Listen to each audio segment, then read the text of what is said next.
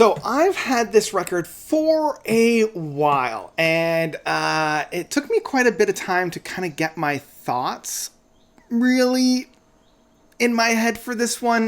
This was one that kind of begged to be listened to over and over and over again. So yeah, with that being said, let's dive into it.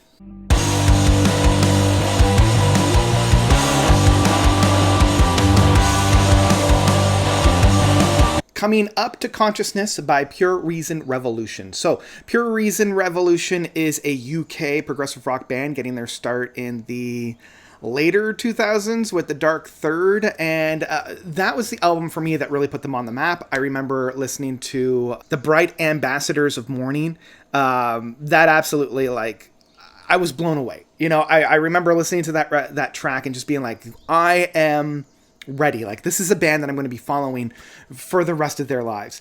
And then Armor Vicent Omnia, I believe is how you pronounce it, and Hammer and Anvil were kind of duds, in my opinion. I know that they've got their fans, but I don't know. What I really loved about The Dark Third and Pure Reason Revolution is their blending of the Pink Floyd space rock, psychedelic rock with a heavier prog outfit. It was kind of in that same vein that Riverside was doing, but I felt like where Riverside was a little bit more on the heavy side, these guys were a little bit more on the psychedelic side. And I felt like not a whole lot of prog outfits was doing the psychedelic prog in the same vein that these guys were. And yeah, Armor and Hammer just weren't great. And so they kind of called it quits in 2011.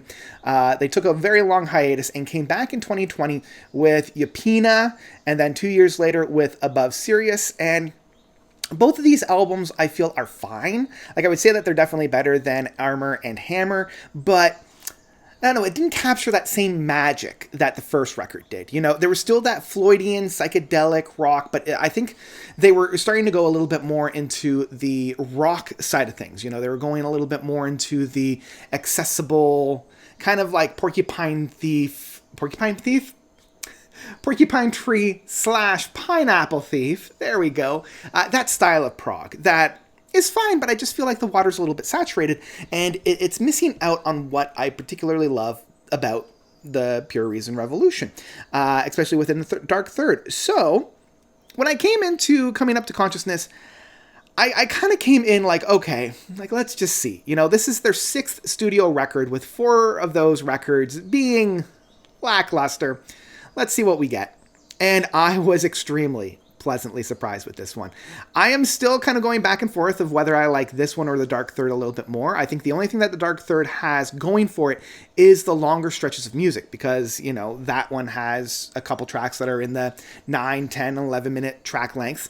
Coming Up to Consciousness doesn't quite have that same space that I particularly love with a psychedelic prog, but it makes up for it in those really damn catchy moments. So, for those of you that don't know, Pure Reason Revolution, we've got John Courtney on vocals and guitars, as well as keyboards, Greg Jung on vocals, guitars, Annika Sharon, I believe, on vocals and keyboards, and then Ravi on drums. Which means there's a couple of people coming into this album to help them out with the bass work. One of the individuals that I kind of, perked up was John Sykes from Pineapple Thief. So you kind of get that whole Pineapple Thief idea. As well as Guy Pratt, who has worked with Pink Floyd and Madonna and Whitesnake and Michael Jackson. Also to kind of help them out within the bass work and guitars, we have Bruce Sword, as well as Lewin Krumschnibd on Rhodes and pianos to kind of really help flush out this stylings. One of the first things that I really want to talk about first off is the symphony of sound, and this was something that Pure Reason Revolution is always able to do. They're able to construct these passages that feel like a full orchestra is playing with them, even though they're 5 guys with a couple of extra individuals helping them out. It just feels like that symphonic prog that Yes or Genesis would be playing with, but in a little bit more of an accessible psychedelic landscape that Pink Floyd would be playing with, especially within the guitars and the keyboard sounds on there. And their ability to capture energy, their ability to capture this movement, and that is 100% found within a little bit of a prelude of the title track of Coming Up to Consciousness, specifically with Dig Till You Die, the first track. And man, that first track of Dig Till You Die hits so hard. Like at first I'm like, they reach one pinnacle and I'm like, okay, I think that's it. You're like, how on earth are they going to top this?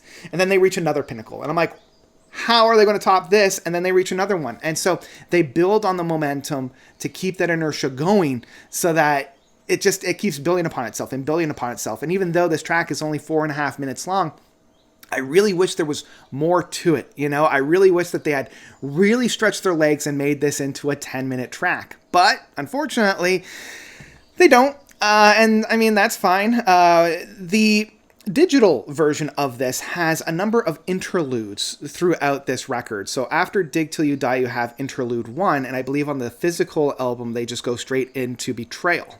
And I will admit, this was the first moment on this record that I'm like, oh, are we going to get another Dark Third where there's like 1 or 2 really amazing tracks and then a handful of forgettable tracks? Because Betrayal is fine.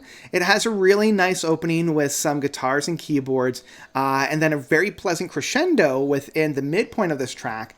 But I don't feel that same kind of energy, that same kind of oomph that we got within that first track. And I feel a little bit of the same way about The Gallows, but what saves The Gallows for me is those vocal works, like the harmonizations and the duality between the women and the men that are singing on here. It provides a haunting listen. And I also like how this track kind of does a switch right at the halfway mark, where the first half is a little bit more atmospheric, it's a little bit more synth-led, it's a little bit more synth-wave, and then it switches and it feels a little bit more of like the Brit pop that we would get with bands like Coldplay or Keane. That's much more acoustic in approach with an acoustic guitar and a piano in that way. And it's really interesting that it was switched this way rather than the other way around.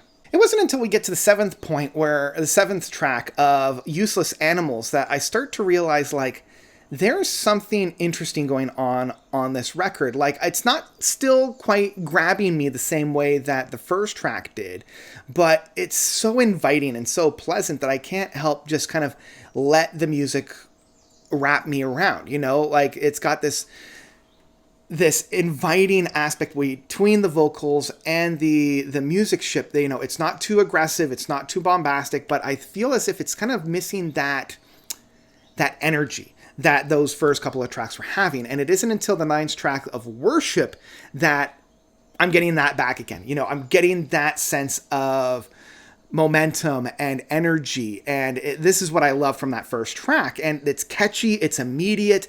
I'm loving the driving force on this track. And the thing that I particularly love about it is like, it's got this energy while still being very ethereal. There's a lot of high aspects on this within the guitars, within the keyboards. It's not very low bottomed. There's not a whole lot of like deep sounds on here until we get to maybe like the halfway mark. And it's when those introduce that it gives the full body sound that I really appreciate. And this is what's kind of bringing me back to the Dark Third, with it being inviting, with it being so catchy and so immediate, that I really, really appreciate.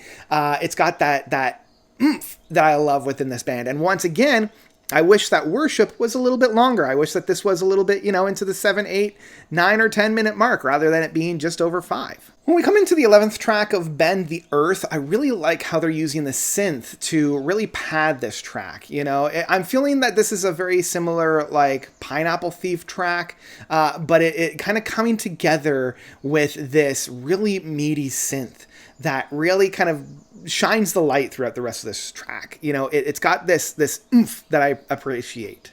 And it bleeds directly into Lifeless Creatures, so the 2 tracks themselves kind of create about just over about 12 minutes worth of music. And I like how Lifeless Creatures takes the momentum, kind of shifts it around almost jujitsu style to create this really intricate kind of like come down to be built back up again. I just wish that, again, we had somewhere that it went a little bit more interestingly, but I still love where it goes. And then we get the final track of As We Disappear, which is a very pleasant and very, I don't want to say stereotypical, but very like, I'm not surprised that they ended off the album with this kind of style. It reminds me very similar to, the Pineapple Thief or some of the mid career Porcupine Tree aspects. And on the one hand, I'm kind of saddened that they decided to go a little bit more on the generic side of the prog sphere. It's very accessible. It's very singer-songwriter. It's very catchy and very immediate and very inviting. But I was kind of hoping for a little bit more of the psychedelic side of things on this final track. I was kind of hoping for a little bit more of the like trippy space rock that I know that these guys can do. And I think part of it is just the track lengths. They're very digestible. They're very cookie cutter. They're very like, we're not going to go past 6 minutes. And that's fine. But yeah, the ending is a very nice bow on this package, and it's a little bit more of like a play it safe, in my opinion. But that being said, this whole album from start to finish really is a treat, and I would say it's probably their best album since The Dark Third. The only reason why I don't want to say it's as good or better than The Dark Third is only because I've had over 10 years with The Dark Third, and I really, really, really love The Dark Third. But I do think after a while, this album will probably reach that same kind of pinnacle, and I'm really excited to see where they go from here. I really hope that they continue on, that they stretch their legs and maybe construct some tracks that are into the 10 to 15 minute mark. But for what we have right here, it is a very fun time and a very, very good return to form, in my opinion, for Pure Reason Revolution, when a lot of their contemporaries are kind of fizzling out. So yeah, in the end, I will say Coming Up to Consciousness by Pure Reason Revolution is one that I would absolutely pick up in physical format. I think this track leads itself very well to a physical disc, as a vinyl, having one side, two side. It's just over 41 minutes if you're listening to the digital. And I know that for the physical, they take off a lot of those interludes, so it's even shorter. And honestly, I think that's what this album really has going for it. It's short, it's concise, it's here for a good time, not for a long time, and I really appreciate that. I've been really digging this record, and it's taken me a while to kind of formulate my thoughts about it, because there are things that I love about it, like that first track of Dig Till You Die, as well as that 9th track of Worship. It's just some of those other tracks I wish were doing a little bit more. So I'm not going to come here and, complain about what's not on here. I'm going to come here and praise what it does have. So this is also a great entry point to the band as well. I would recommend checking out this one. I'd recommend checking out The Dark Third. And I think you're going to have a really good time with these albums. So yeah, that's what I've got for Coming Up to Consciousness by Pure Reason Revolution. It has rekindled my love for the band, because for a while there, I'm like, I don't know. Will I still pay attention to whatever Pure Reason Revolution comes out with only one really good album and 4 okay records? Now I can say we've got 2 really good records and 4 okay records. So yeah, that's what I've got. What did you guys think about this record? Did you love it? Did you hate it? Whatever you thought, please let me know by commenting down below. And that's where I'm going to leave you today. So, thank you all so much for watching. As always, you guys are definitely the best. And until next time, notes out.